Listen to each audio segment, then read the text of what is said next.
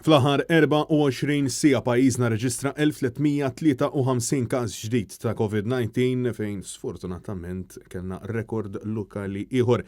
Kif fl-aħħar 6 ijiem il-Gżejjer Maltin reġistraw aktar minn 6300 każ ġdid. Fil-waqt li l-Ministeru għas-Saħħa ħabbar li l-pazjenti rikoverati l-Isptar Mater Dei u li huma pożittivi għal-virus żdiedu għal 94 fosthom 6 persuni li jinsabu rikoverati fit-taqsima tal-kura intensiva.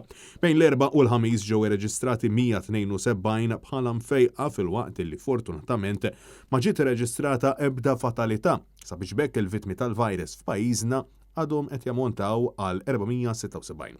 Kollu jfisser li preżentament f'pajjiżna hawn 10,137 persuna li testjaw bħala pożittivi għal COVID-19. Posta ma' dawk il-persuni illi tkellmu ma' Net News fejn saħħu illi qed isibu diversi problemi sabiex jagħmlu kuntatt man-numru 111 biex jibbukjaw swab. U meta jirnexxilhom jaqbdu l-appuntament li jingħataw huwa fit-tul ħafna. Għaldaqstant ċertament il-persuni pożittivi huma ferm aktar minn dawk uffiċjali. Kollu fil-waqt li l-persuni fi kwarantina mandatorja qed jisbuq l-20 tal-eluf bi pressjoni qawwija fuq il-postijiet tax-xogħol illi qed jinqabdu b'nuqqas estrem ta' ħaddiema. Dan fil-waqt li numru ta' persuni oħrajn li tkellmu ma' Net News spjegaw li matul il-kwarantina tagħhom ma saritilhom ebda spezzjoni buħud saħansitra ma rċevewx lanqas il-karta b'ordni ta' kwarantina u wisq inqas it-telefonata mid-Dipartiment tal-Contact Tracing.